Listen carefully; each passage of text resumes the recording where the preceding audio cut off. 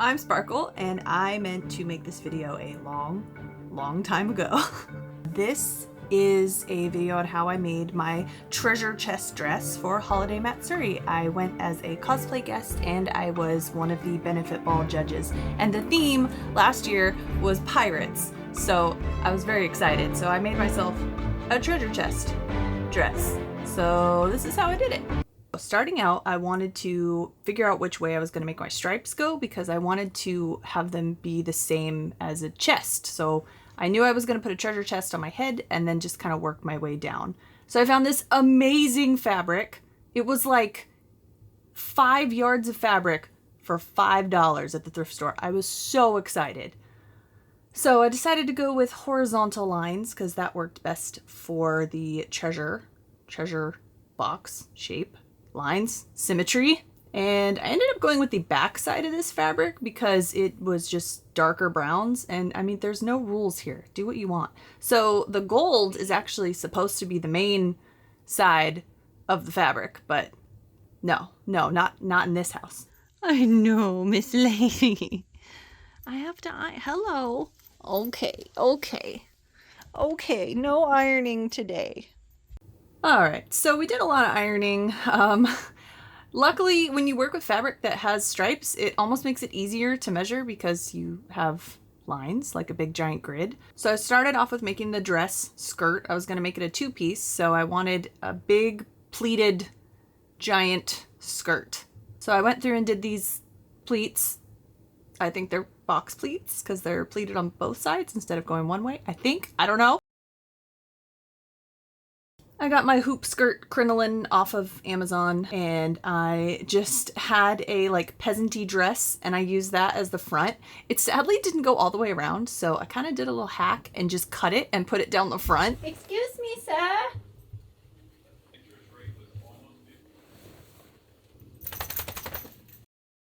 So after cutting the skirt, I made a waistband and just put some snaps in.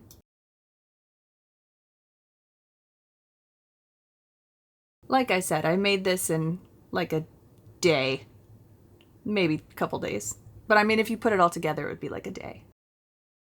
So I am finally down to doing the bottom of the skirt.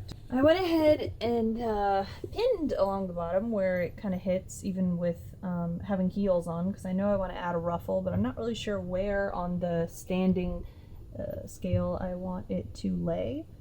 So this is the dress. This is how much fabric I have. I think I have enough that I can do the ruffle along the bottom, but since it's patterned, I have to cut it and then sew it and then do the ruffle. So we're gonna do that. All right, so once you've used your dog as a paperweight, you can go ahead and cut out your fabric and then iron it. I did a pretty quick iron here. I just used some of that Heat and Bond double-sided hem tape and just did a fold and then ironed and then did another fold. And then we did a big ruffle because I wanted a nice ruffle trim. I had a lot of other intentions with this dress because I wanted to do a lot more to it, but time. So, you know, if it's not con crunching, what is it? Oh, I was so mad. I had to make so much more ruffle. I did make so much more ruffle, but it turned out really nice. I was pretty happy with it. Luckily, I did get a lot of fabric, so I had just enough with a little bit left over. Honestly, I'm really excited because I want to turn this dress into a pirate ship dress. And if you know me, you know how much One Piece is my life. Ow! So I'm just gonna leave it there. I'm just gonna leave it there. Okay, so for the top part, I wanted it to be kind of like a corset lace-up jacket situation with some poofy sleeves.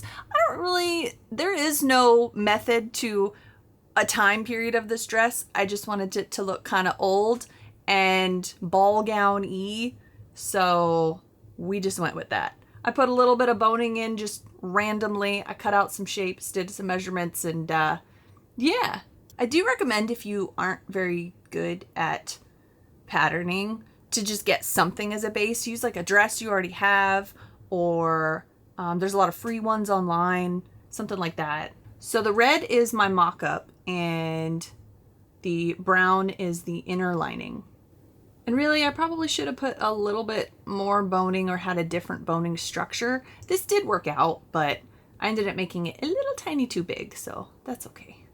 For boning, I did just use the little industrial size zip ties. So once I had my lining, I went ahead and figured out how I was going to make the stripes kind of match. I knew they wouldn't perfectly since the point was at a downward angle, but I did my best to make it work with the dress so it would all kind of flow together. And then in the back, it was a little big, so I did add some darts, but I should have done them a little bit smaller. But it matched up pretty well. For the inside, to hide all the ugly, I just folded it over and then hand stitched it along the inside.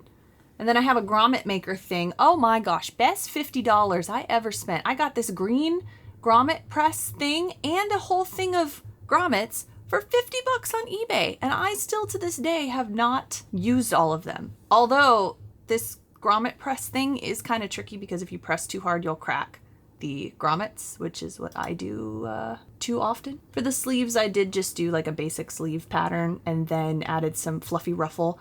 That top peasant dress thing, I cut the sleeves off and just hand sewed them all in there. And then we just wanted to make sure it fit. I love these sleeves so much. Ask me where something is. Honey, where something is? It's over there! The only annoying thing about this is that I do have to lace it up every single time I wear it. Like every time you put the jacket on and off. So that part's kind of annoying. But here is the full try on when I got to put it all on. I thought I was gonna wear heels. I really thought that's what was gonna happen. That's not what happened. Now originally, I wanted to add a bunch of gold on the sides to make a bunch of poofy gold coins, but sometimes we don't have enough time and that's okay. You can come back to it later. If you have something completed and you want to wear it and just come back to doing more later, you can do that. Okay, time for the treasure chest on my head. So I painted this chest and got a bunch of fake gold. And I knew I wanted to still be able to use the wig that I had, so I needed to not make it permanent. I put it on a headband, I drilled some holes, and then I put some zip ties in. In between, I did end up putting a bunch of like fabric just to keep it from kind of falling. Okay, so I sewed and put in the headband into the wig and just kind of like sewed it in under here, here, and here. And then I'm going to make a little poof to just put right here and kind of sew into like here and maybe glue right here. And then I'm just going to cover it with hair so that way I can still use the wig. Isn't that right? So I didn't want to have an entire chest full of treasure. So this is a nice way to cheat something if you need it to look like it's full, but it's not actually full. I put some packaging in and put the gold over it to kind of give an illusion, if you will, of the gold, of making it look full. So yeah, if you have stuff lying around your house, use it. This is trash. This is literally trash that we're turning into treasure. And then I made like an extra little thing.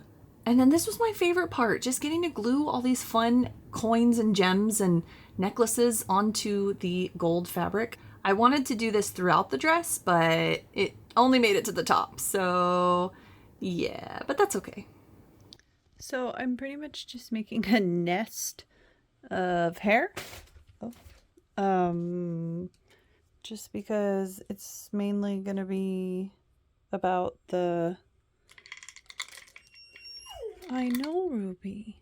About the treasure chest. So just kind of pinning it and whatnot as I go.